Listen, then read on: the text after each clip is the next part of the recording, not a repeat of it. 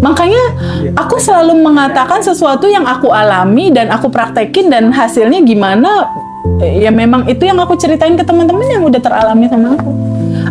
Aku nggak bisa nyeritain sesuatu yang nggak aku alami, itu nggak bisa, nggak dapet feel-nya karena aku nggak ngerasain. Ngapain aku ceritain kalau nggak ngerasain? Semua materi Bandan Revolution itu udah teralami semua. Daily rutin itu semua aku praktekin dan sudah ada hasilnya. Ketika sudah berhasil, baru aku ceritain.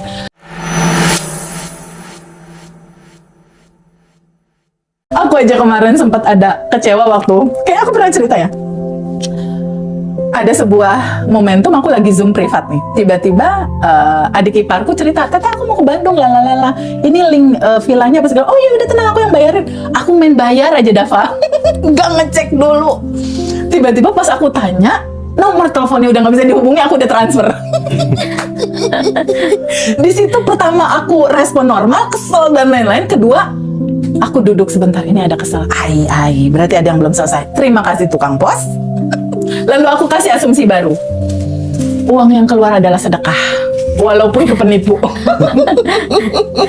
Uang keluar adalah sedekah, walaupun ke penipu. Yang pertama aku rilis dulu, kan kesel, uang hilang 4,5 juta.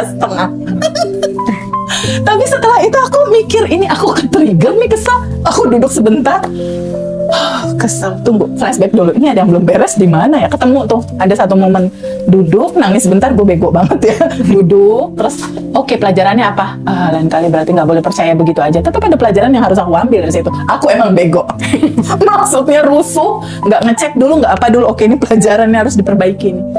Kedua, orang itu cuma tukang pos. Wahai tukang pos, aku sending love. Aku sending love dia.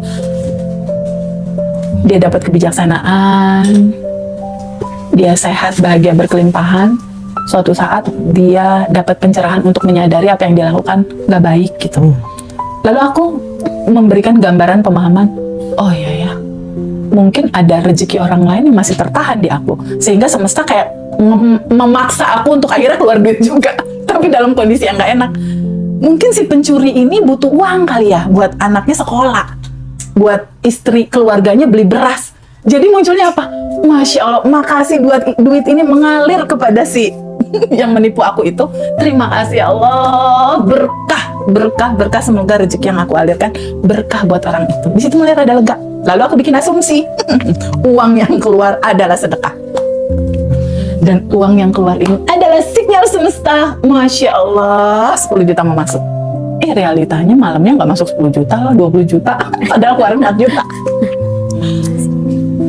Beda nggak, Bib, kira-kira kalau ketika ditipu, marah-marah, wah kurang ajar. Ini apa, adik ipar aku udah, TVB itu siapa TVB? Aku mau lalala. Udah nggak apa-apa. Mungkin penipunya butuh beras. Mungkin penipunya butuh ibunya masuk rumah sakit kali. Atau butuh anaknya mau sekolah kali, mau lulusan nggak dapat ngambil rapot atau apa. Udah nggak apa-apa, nggak usah dipikirin. Udah aku lepasin, udah nggak ada PR, aku nggak harus bocor energi ke situ gitu. Itu orang gimana kira-kira, capek aku lebih baik sending love, udah close, tutup. Aku bikin asumsi baru, ini sinyal semesta, aku harus belajar lebih baik, lebih teliti, lebih nggak langsung transfer kalau ada apa-apa. Itu kisah nyata. Hilang 4 juta, dapatnya 10 juta.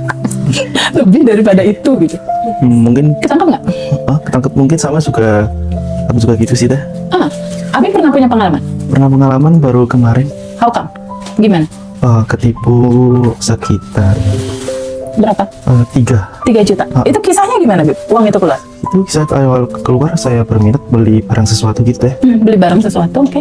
Awal transfer, udah ada jasa rekber juga kan, aman.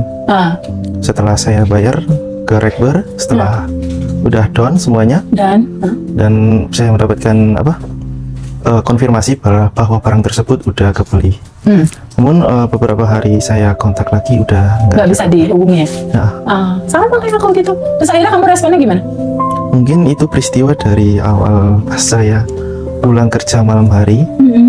Saya melihat orang tua itu berdua gitu ya.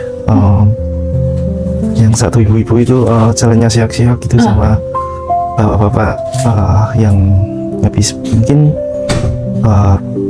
pulang dari tempat sampah itu tarik pasti. Mungkin itu pertanda sih kalau disuruh sedekah. Dan kamu ngelewatin itu ya? Iya. Itu dia, Bib. Itu dia yang aku bilang. Lebih baik kita melakukan dengan kesadaran daripada semesta memaksa uang itu keluar dengan cara yang menyakitkan. Aku juga ngalamin salaman, Bib. Jadi jangan dipikir aku yang udah share materi ini nggak ketemu yang kayak gitu-gitu. Ketemu banget. Makanya aku selalu mengatakan sesuatu yang aku alami dan aku praktekin dan hasilnya gimana. Ya memang itu yang aku ceritain ke teman-teman yang udah teralami sama aku nggak bisa nyeritain sesuatu yang nggak aku alami, itu nggak bisa, nggak dapet feel-nya karena aku nggak ngerasain. Ngapain aku ceritain kalau nggak ngerasain? Semua materi Bandan Revolution itu udah teralami semua.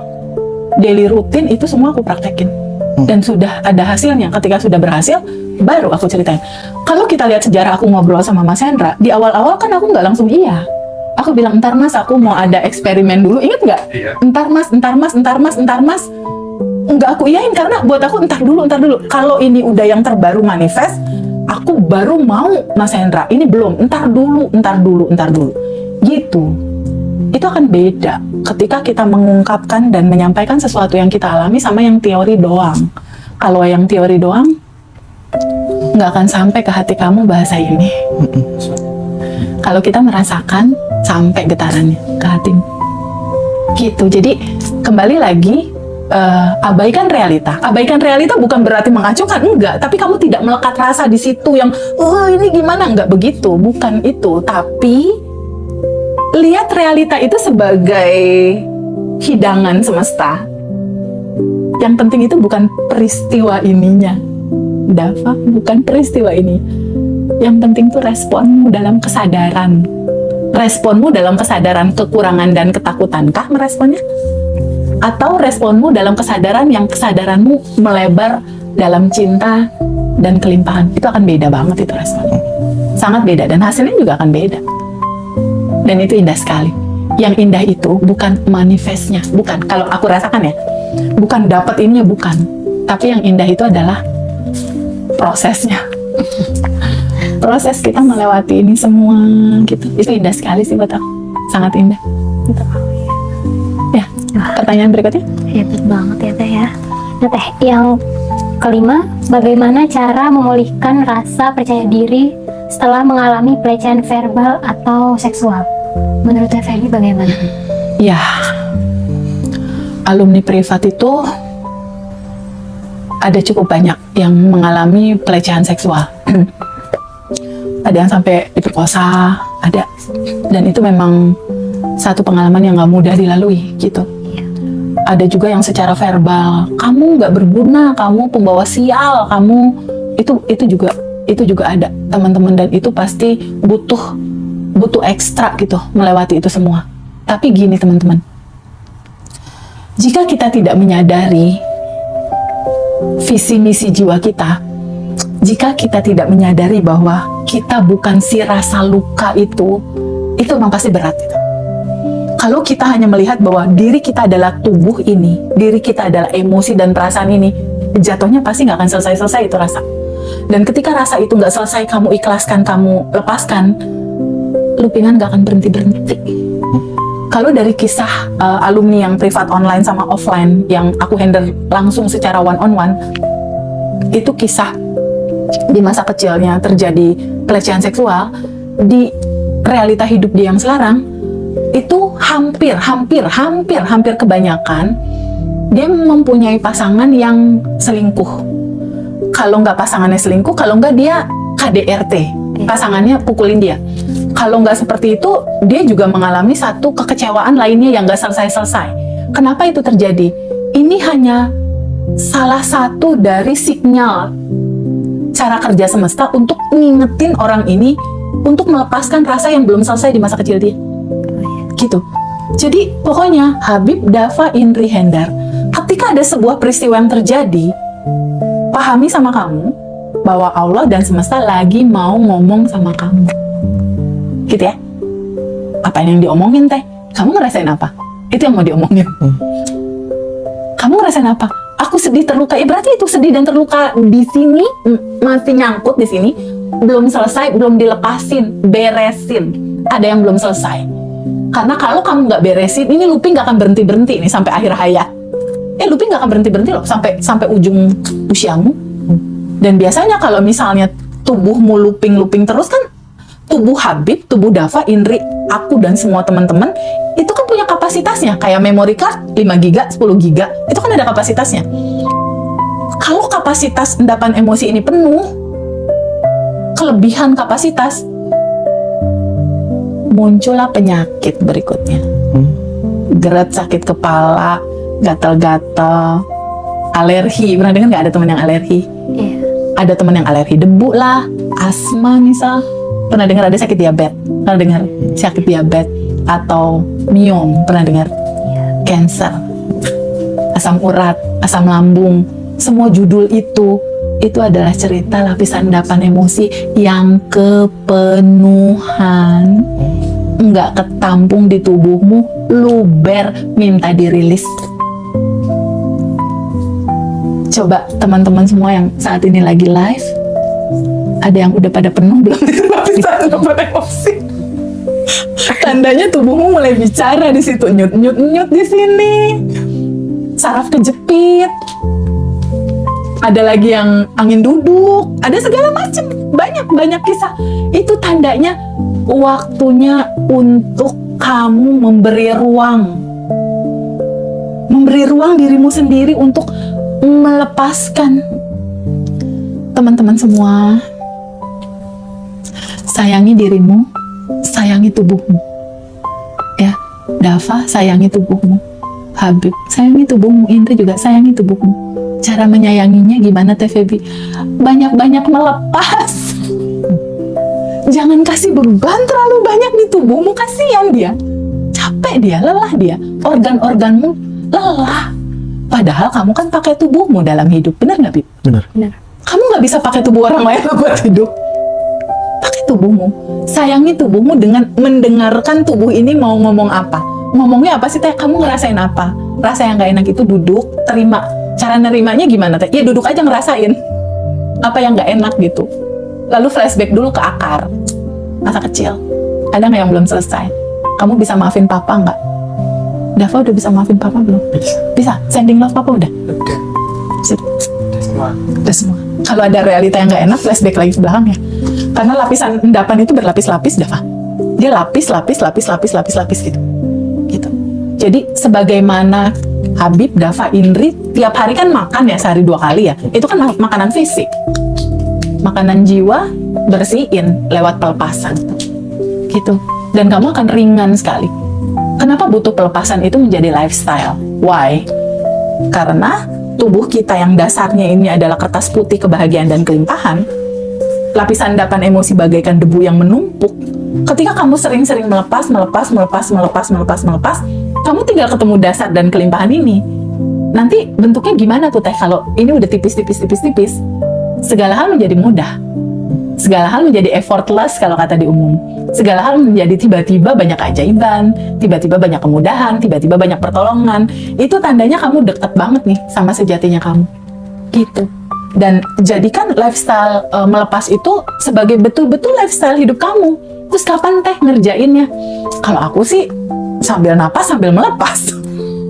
Iya, sambil napas sambil melepas. Atau pada saat sholat juga kadang aku melepas. Jadi pada saat sholat 5 waktu, Allahu Akbar, bacaan jalan kan sambil napas, sambil melepas. Atau sambil wudu. Pada saat sholat kan kalau muslim kan ada wudu kan, sambil wudu sambil melepas. Tangan ini mungkin pernah ngotorin apa, sambil melepas, sambil lepasin semua. Gitu. Jadi selesai sholat biasanya yang kalau muslim ya rutinitas biasa lah, zikir, subhanallah dan lain-lain lakukan. Setelah itu duduk untuk ya Allah yang maha baik, ada lapisan endapan emosi apa yang belum aku terima dan belum aku lepas. Tolong kasih tahu aku dong. Realita belum bahagia dan berkelimpahan. Tolong kasih tahu aku, adakah yang menyumbat kelimpahan ini hadir dalam kehidupanku.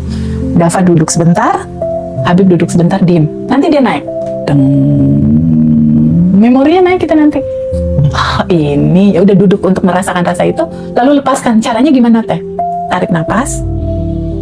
Bayangkan energi cinta tuh kita hirup dari alam semesta ini. Kan yang tanpa batasnya ada di ruang yang tanpa batas ini nih, di semesta. Kamu hirup, Bayangkan itu cahaya cinta, tahan dulu sebentar, sedetik 2 detik lah.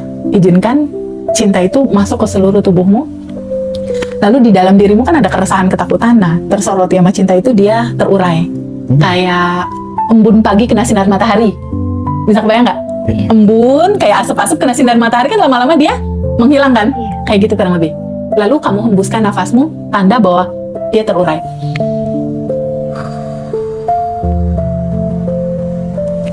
Ngebuangnya lebih panjang daripada menghirup. Kalau menghirupnya anggaplah 4, ngebuangnya 8. Sampai kayak kosong, lalu tarik lagi. Lalu hembuskan. Lakukan itu selalu. Nanti ringan deh perjalanan hidupmu. Begitu, Indri. Oke, baik. Teh Feby, terima kasih. Nah, ini tentang trauma masa kecil, Teh. Ya. Kalau trauma masa kecil itu apa bisa membuat seseorang tuh terus menarik pasangan toksik yang sama? Atau beda? Ya, teman-teman semua. Realitanya, pada saat kamu kecil, kamu merekam ada trauma di masa kecil. Ini ada satu kisah nyata dari alumni di mana dia menyaksikan ibunya dipukul sama ayahnya.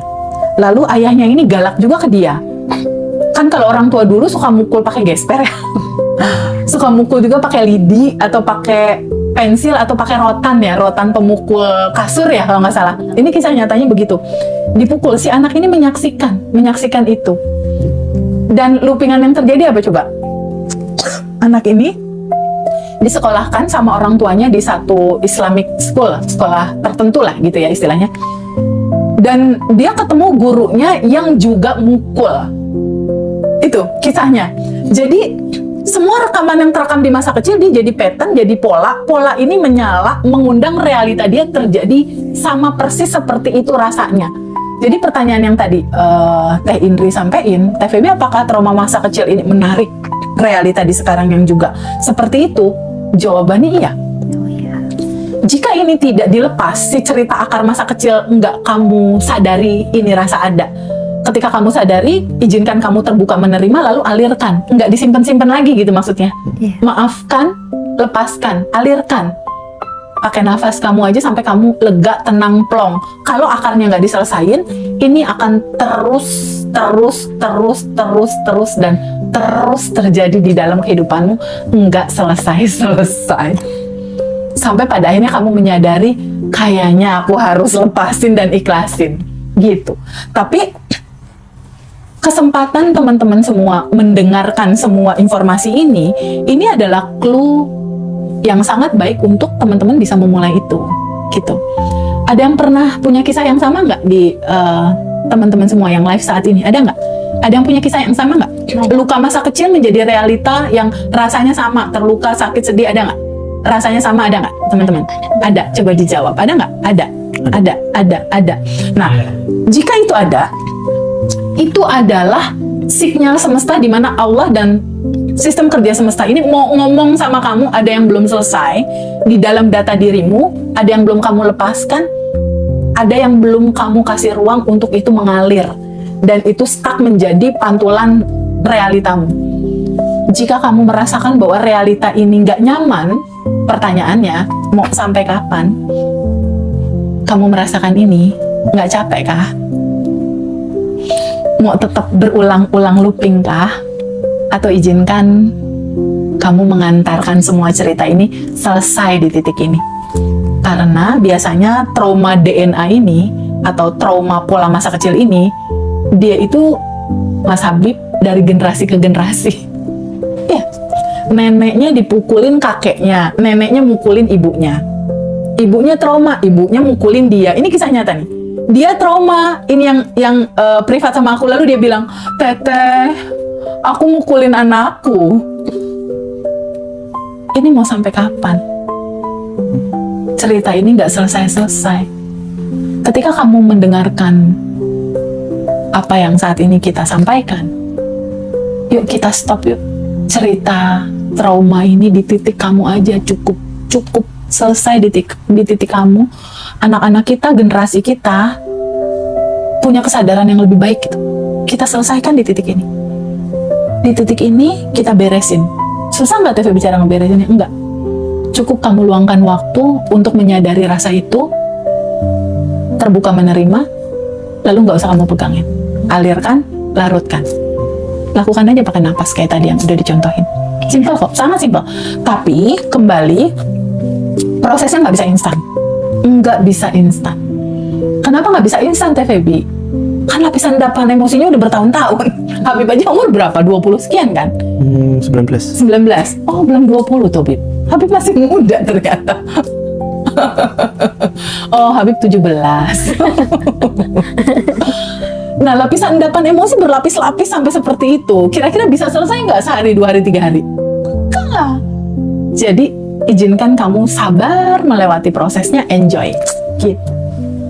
Gitu, Indri. Iya, bagus ya Teh ya. Ini pertanyaan yang ke berapa ya? Bagaimana cara melepaskan rasa marah dan dendam kepada orang yang pernah menyakiti kita, Teh? Bagaimana cara melepaskan rasa marah dan dendam Iya, kepada orang yang pernah menyakiti kita? Gini, teman-teman. Ketika ada sebuah peristiwa, seseorang menyakiti kamu, lalu muncul rasa marah dan dendam banget sama dia. Anggaplah contohnya misalnya pasangan kita mengkhianati kita, ada marah dan dendam. Atau contohnya teman kamu bawa kabur uang kamu, lalu hilang uang itu. Kena investasi bodong lah misalnya. Iya. Akhirnya kamu berhutang, bayar utang sesuatu yang uangnya juga nggak kamu nikmati. Iya. Ada marah dan dendam di situ. Itu gimana Teh cara melepaskannya? Kembali lagi ke sebuah esensi utama.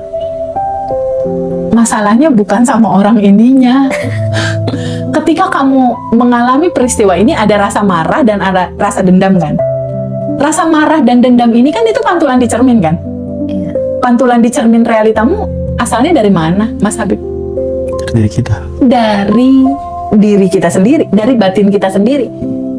Dari mana dia? Dari kisah masa kecilmu. Sehingga kalaupun ini terjadi, kamu marah dan dendam sama dia. Kalau kamu masih kamu yang salah, kamu terus saja nyalahin eksternal.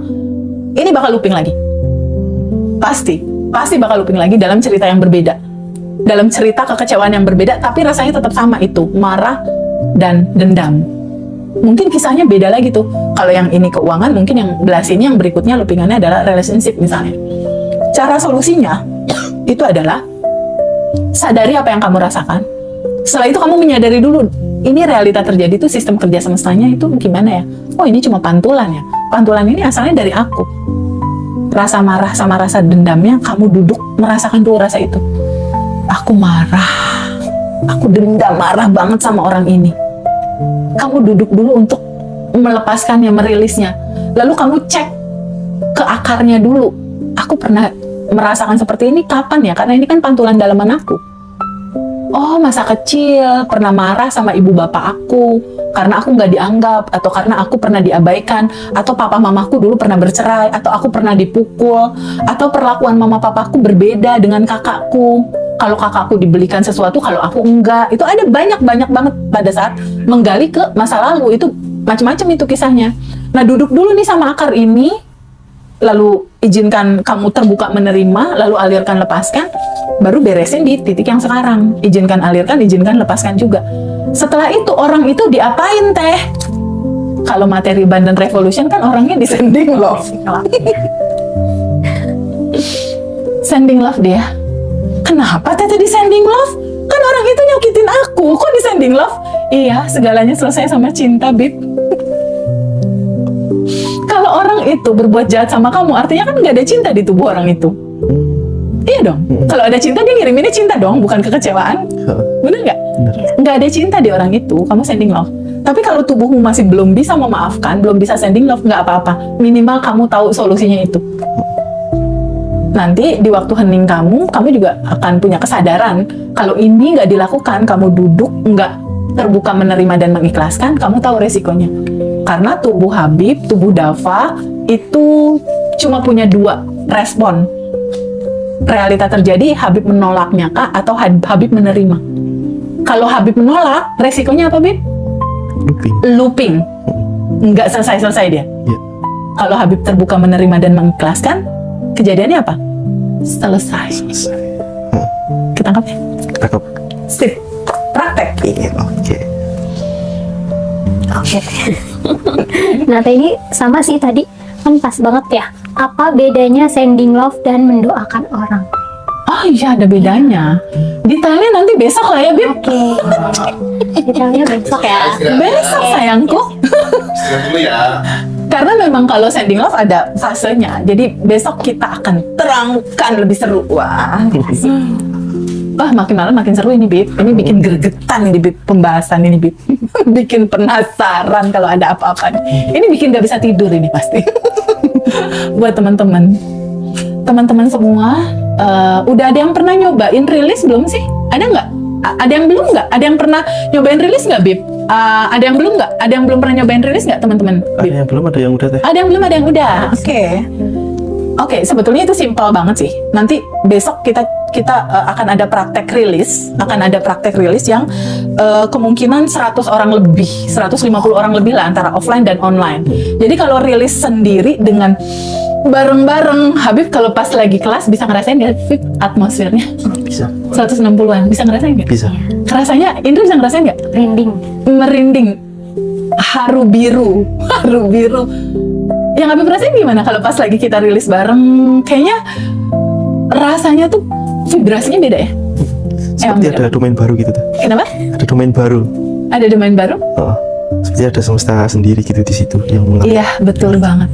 Ada rasa kolektif ya yang menyatu jiwa-jiwa tuh, vibrasi auranya tuh kerasa banget, itu indah banget, sangat indah, Bib. Melepas itu indah sekali. Gimana nggak indah? Kita melihat kesedihan itu juga cinta. Kita melihat kekecewaan dalam kesadaran itu manifestasi cinta juga. Ada pelajaran di situ bahwa semua peristiwa terjadi karena sebuah reason, dan reasonnya pasti terbaik buat kita. Cuma saat ini kita belum tahu aja hikmah terbaiknya apa. Nanti terbukanya nanti beberapa tahun kemudian. Aku, Bib, kalau ngelihat realita dulunya aku prihatin, sedih dan lain-lain, pernah ditampar juga, Bib, aku sama Ibu Tiri, Bib. Jadi pernah ngalami satu sisi di mana sedih, bingung, takut, mendem perasaan gitu. Itu banget di mana aku lihat sepupu aku, bajunya bagus, sekolahnya seru, enak, bajunya keren-keren, ini Feby kecil kayak gitu. Itu pernah ngalamin. Tapi di titik aku yang sekarang, aku bersyukur itu sekolah kehidupan aku yang luar biasa, sehingga aku bisa merasakan adik-adik yatim rasanya kayak apa. Kayak aku dulu. Jadi bawaannya di aku yang sekarang pengen mengalirkan selalu cinta ke mereka, karena aku pernah ada di titik itu, dan itu sekolah kehidupan yang paling indah sekali. Dan aku berterima kasih sama Allah dan semesta, aku mengalami fase-fase itu. Fase mama papa bercerai, fase setahun gak sekolah, fase nggak tinggal sama mama dan nggak tinggal sama papa, fase ngelihat sepupu-sepupu pakai mobil, turun mobil, mama papa nemenin aku, mama papaku ada di mana. Ngalamin semua fase itu, sekarang melihat indah sekali ya cara Allah dan semesta menyekolahkan aku dalam sekolah kehidupan. Dan itu nggak terbayar, dan aku selalu mengucap syukur, ya Allah, terima kasih banyak ya Allah, terima kasih Allah, terima kasih dan terima kasih. Itulah mungkin sebabnya ketika aku ketemu alumni, mereka masih nangis, kan aku udah ngelewatin semua itu kan, Bib. Jadi bawaannya tuh pengen meluk untuk bilang, ih tenang aja, ujungnya indah kok gitu. Gitu, ketangkep nggak, Bib? Ini kan aku udah ngelewatin nih, udah ngelewatin semua fasenya kan, bahwa itu ternyata sebuah cerita yang indah. Sementara teman-teman alumni kan belum kan, masih dalam perjalanan kan, belum di titik kayak aku. Tapi kan aku udah ngalamin jatuhnya, bingungnya, cemasnya, putus asanya. Nah, kalau aku buka pintu kelas dan ngelihat mereka semua bawaannya pengen meluk, itu karena aku mau bilang, tenang aja, nggak usah nangis. Ini bakal indah kok di ujungnya. Ayo bareng-bareng yuk, kita lewati bareng-bareng. Gitu, Beb. Masya Allah, kenapa pada bengong semua gitu? Tiga. Aduh, Masya Allah, indah sekali hari ini, Habib. Terima kasih banyak ya, Habib ya. Udah jadi bagian yang indah dari sebuah perjalanan ini. Udah nemenin Mas Hendra, sehingga begitu banyak beban-beban pekerjaan dia, ringan jadinya dia. Makasih juga buat Dafa ya, udah jadi tim yang sangat spesial banget loh kehadiran Dava di sini. Tuh, Habib juga sama. Habib dan Dava, Indri, Hendar selalu ada dalam hatiku. Itu ketinggalan satu. Oh, satu, gue lupa terus sama dia, jadi gue nggak sebut Indri. Waduh. Welcome to the beautiful familyhood. Ya. Mau nikah lagi dia. Yeay. Hud, sebelum kamu nikah, kamu rilis dulu ya. Banyakin rilisnya. Ketika di sini rapi, kamu akan melihat istrimu cantik. Tapi tadi lihat pramugari. ini mau setia apa enggak ya gitu? Oh enggak. Aduh, Masya Allah, teman-teman terlanjur berkomitmen gitu ya, takut bikin data baru gitu. Jadi teman-teman semua di live TikTok kali ini, hidup ini menyenangkan dalam sebuah perayaan ya. Realita hidupmu dalam situasi seperti apa? Enggak apa-apa. Teteh, aku terluka, aku banyak salah. Enggak apa-apa sayang. Apa adanya kamu aja saat ini. Yang penting kamu tahu, cahaya itu masih selalu ada di dalam dirimu, menunggumu untuk mengalami kebahagiaan dan kelimpahan. Dia selalu ada, setia, menerima kamu apa adanya. Itu adalah solusi permasalahan yang selama ini kamu cari solusinya. Selalu ada dan menunggu kamu untuk mengenalinya. Dan dalam titik kesadaran itu, yuk bareng-bareng yuk kita melewati ini semua. Bareng-bareng kita lewati. Izinkan secara natural kamu terbuka untuk tahu, terbuka untuk merasakan bahwa sebetulnya yang kamu cari udah ada di dalam. Yang kamu kejar nggak jauh, ada di dalam. Yang kamu mimpikan tentang solusimu justru juga lagi nungguin kamu untuk kembali masuk ke dalam. Dia nggak jauh, dia dekat sedekat nafas kamu. Jadi nggak perlu putus asa, karena solusinya dekat dan ada di dalam. Begitu Habib. Aku jadi pengen nangis. Terharu ya.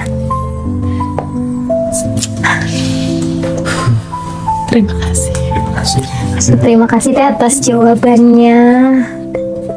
Jadi teman-teman tahu ya jawabannya seperti apa dan harus bagaimana. Sekarang aku mau nanya Indri. Ada yang beda nggak sih Indri dulu sama Indri sekarang ketika Indri udah nemenin ibu? Siapa yang jawab? Gimana ini? Ya itu sudah sehati kayaknya. Persaingan. Itu dia, makanya kenapa jadi dia ditaruh di tengah. Ada yang beda nggak Indri? Indri dulu sama Indri sekarang ada yang beda nggak? Terima kasih. Alhamdulillah Teh. Lagi. Ya nggak apa-apa, emang aku teteh. Gimana sayang? Ya, jadi kalau dulu kan kalau malam itu sering overthinking ya. Ya. Mungkin kayak mikirin, aduh besok mau ngapain lagi ya, nanti kerjaan gimana ya, selalu mikir kayak gitu. Terutama Terus masalah di rumah dan iya, keluarga kan. betul. Kalau sekarang kamu lebih kayak damai gitu? sih, lebih damai, terus juga nggak menyalahkan orang tua, lebih terima, dan yang pasti selalu nanya ke dalam ada kesalahan apa, gitu. Udah lebih tenang. Lebih tenang ya. Iya, karena kan udah praktek, gratis lagi.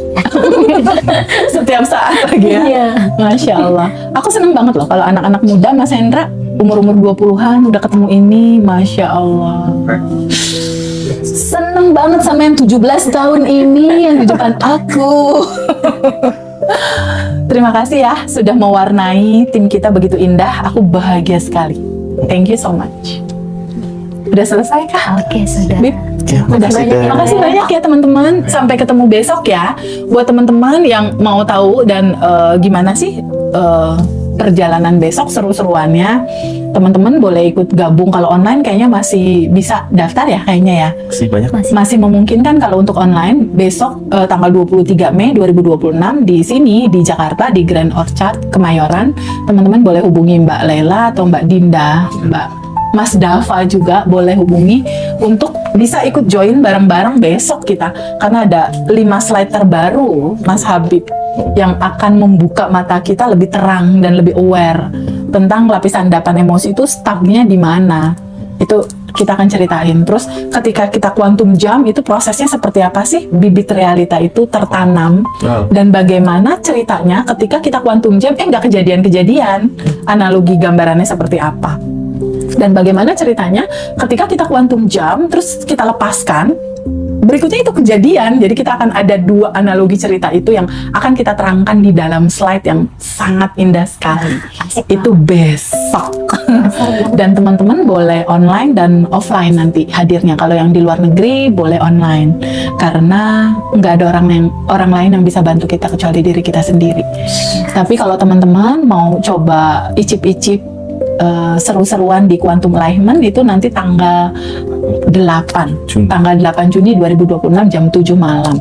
Boleh teman-teman WhatsApp Mas Dava di sini untuk pendaftarannya. Gitu teman-teman. Tapi yang belum ikut kelas boleh nggak teh ngisi 3 buku ini? Boleh banget. Boleh banget ngisi 3 buku ini. Buku ini akan menemani kamu, apa yang kamu tulis dalam kesadaranmu dan dalam senyummu ketika menulis ini memberikan rasa yang besar, seakan-akan semua yang kamu tulis sudah kamu terima. Itulah kuncinya. Dan apa yang tertulis di sini tertanam di bawah sadar, dan ada masa jatuh temponya nanti ini terjadi satu persatu. Batch 28. Betul. Tanggal 26 Juni 2026. Gitu ya teman-teman. Terima kasih banyak. Thank you semua. Bye-bye. Assalamualaikum warahmatullahi wabarakatuh.